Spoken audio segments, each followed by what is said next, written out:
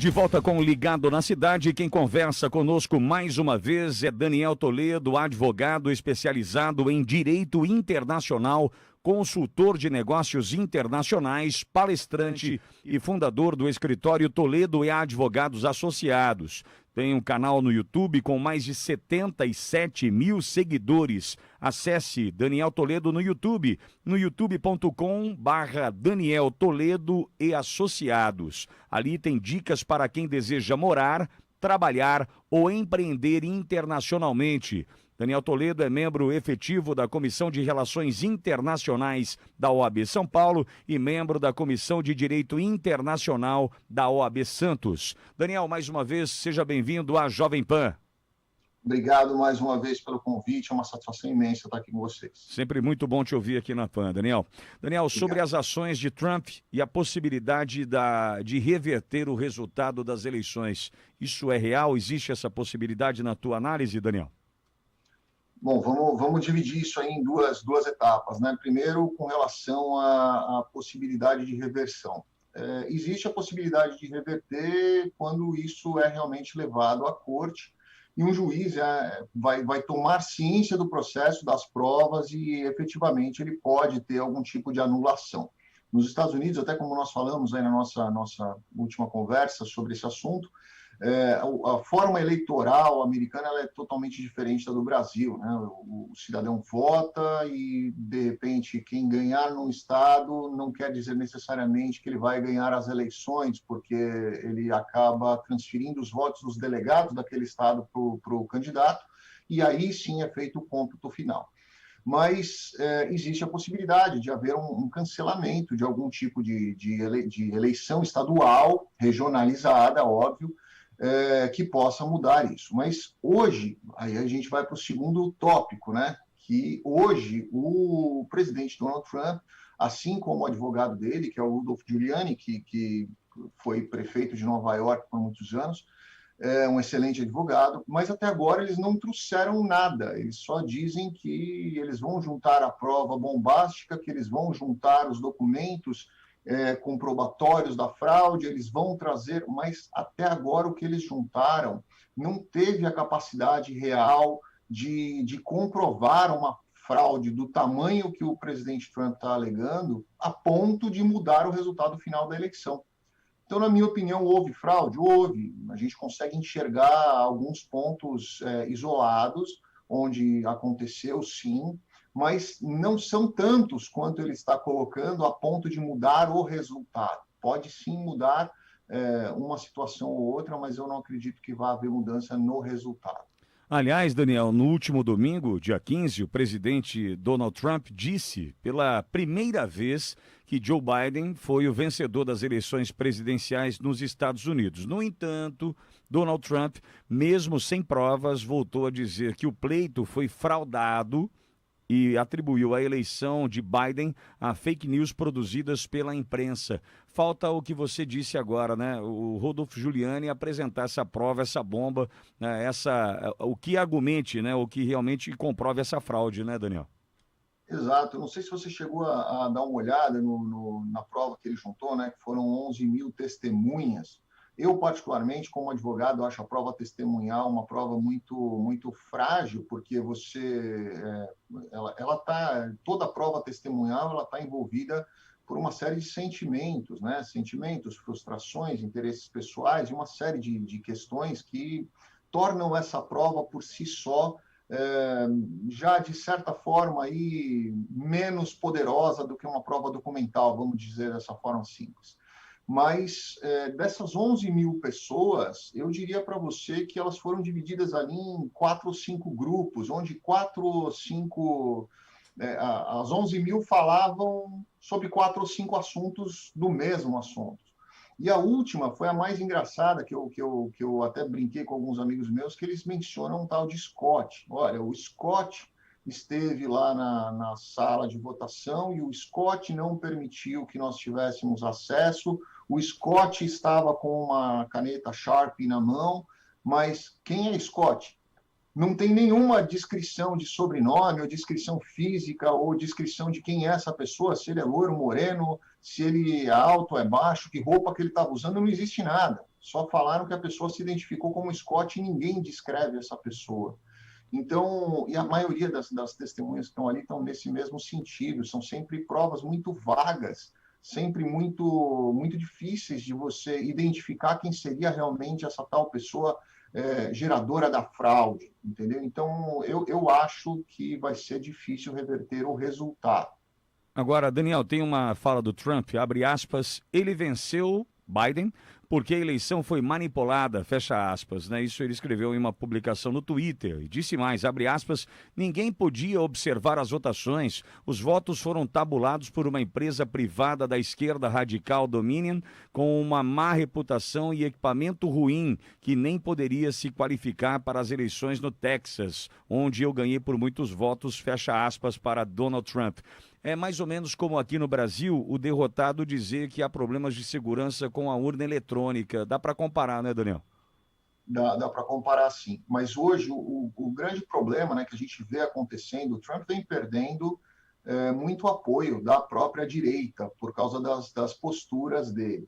Eu tenho visto, eu conversei hoje de manhã, inclusive aqui com 2 amigos meus e um colega meu, sobre essa forma com que o Trump está se colocando e que ele está dizendo que ele não pretende entregar a Casa Branca. Ele mudou o secretário de Estado, mudou o vice, mudou alguns outros cargos chaves dentro do governo por pessoas muito próximas a ele, o que pode desenhar aí num cenário futuro uma intenção de não entregar a Casa Branca e isso poderia gerar aí alguns conflitos violentos dentro dos Estados Unidos, o que seria uma grande irresponsabilidade, porque o povo já vem de um ano conturbado, né, que foi 2020, as pessoas já estão com os ânimos mais à flor da pele. Essas atitudes do presidente, realmente, não só eu, como muitas outras pessoas também que o apoiavam, deixaram de apoiar por causa parece muito aquela atitude de criança quando Sim. perde o jogo, pega a bola, sai e ninguém mais joga, sabe? É mais ou menos isso que a gente está enxergando aqui. Agora, essa tentativa de reversão do resultado, sem qualquer evidência que possa amparar as denúncias, essa situação gerada pelo Trump, traz algum impacto imediato para o Brasil? Ou a gente já pode entender que podemos pensar como Joe Biden presidente a partir do ano que vem, Daniel? Trazer impacto para o Brasil, sim, né? Porque eu acredito que a política do Donald Trump, se ele tivesse vencido as eleições, com certeza absoluta, na questão de mercado e economia, seria mais vantajoso para o Brasil.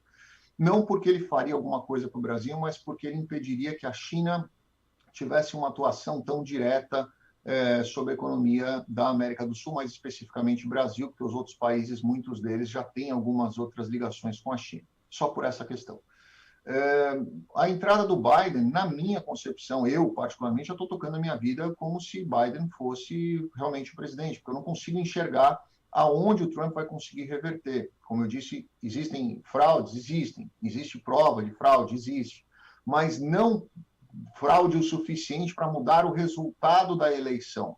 Então, o que ele consegue comprovar e demonstrar são números muito pequenos, em lugares muito isolados, muito concentrados. Então, não teria o condão de mudar um relacionamento, um resultado de uma eleição onde nós tivemos aí uma diferença de 5 milhões de votos. Então, nós estamos falando aí de 10, 12, 15 mil, talvez 100 mil votos, não 5 milhões. Então, a gente não consegue mudar esse resultado. Eu já tenho tentado direcionar nesse sentido. Para o Brasil, pode não ser a melhor opção na questão de economia. Agora, Daniel, perdão interrompê-lo, é que eu também tenho algumas análises de especialistas no assunto dizendo o seguinte, é importante ressaltar que um governante americano, seja ele republicano ou democrata, ele vai defender os interesses dos Estados Unidos, né? Em nenhum momento vai flertar com Jair Bolsonaro, porque os discursos se aproximam e por isso vai ajudar o Brasil. Em hipótese alguma, há um interesse sobre a economia americana e isso prevalece independentemente da cor, né, de quem estará no poder, né? Hoje, inclusive, nós ficamos bem fragilizados. O Brasil hoje está bem fragilizado nesse cenário internacional, porque a aproximação que existiu, até a duras críticas do Itamaraty, foi a aproximação o Bolsonaro-Trump, não foi a aproximação Brasil-Estados Unidos. Inclusive, esse mini acordo que foi assinado agora, que ele foi assinado entre Bolsonaro e Trump, né? Não passou nem pelo Congresso americano, nem pelo Itamaraty, porque não havia qualquer tipo de soma de ônus para os Estados Unidos ou para o Brasil, foi só simplesmente um acordo de vantagem comercial entre ambos, mas foi feita uma negociação entre eles, não houve sequer consulta a terceiros que deveriam ter sido consultados.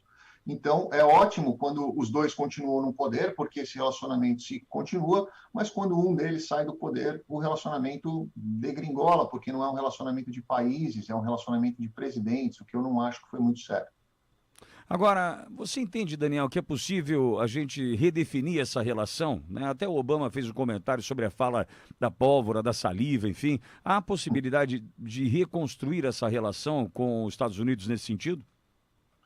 Assim, os Estados Unidos com certeza têm grande interesse no Brasil, né? Uma das principais bases de lançamento de foguetes do mundo, a melhor posicionada, na verdade, está no território brasileiro.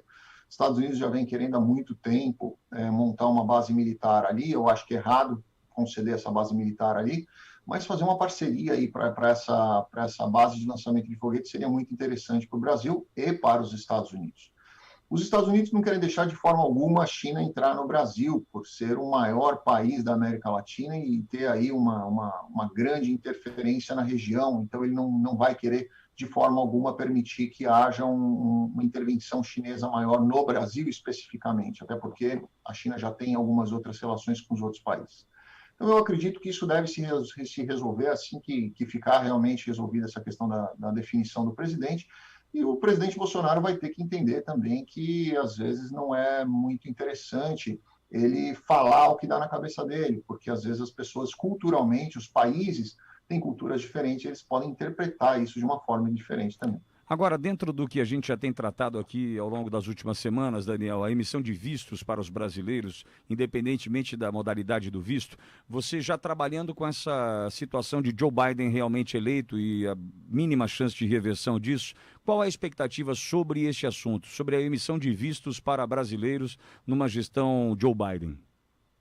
A curto prazo, eu acho, o próprio Biden já colocou isso, né, no plano de governo dele, que ele pretende combater o Covid. Então, esse vai ser a principal realidade dele, a principal prioridade dele.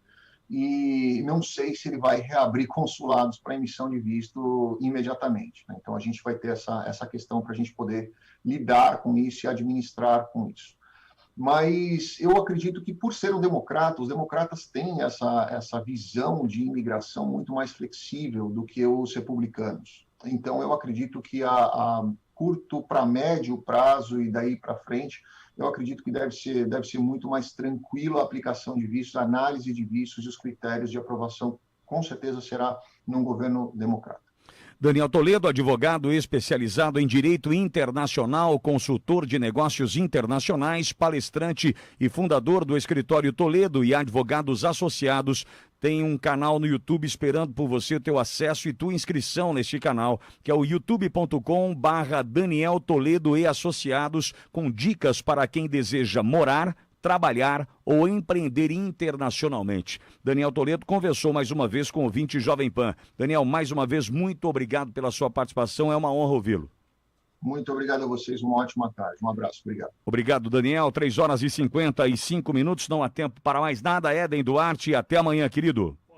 E até amanhã. Obrigado, Éden. Tiagão, até amanhã, querido. Até amanhã, Pitoli ouvintes. Valeu, garoto. Faltando 4:45, agora 3h56. Trabalhei com Alex Franco Pinguim, Luiz Pereira e ao longo da programação tem boletins na voz de Wellington Barros. Eu volto amanhã na programação da Jovem Pan. Até lá.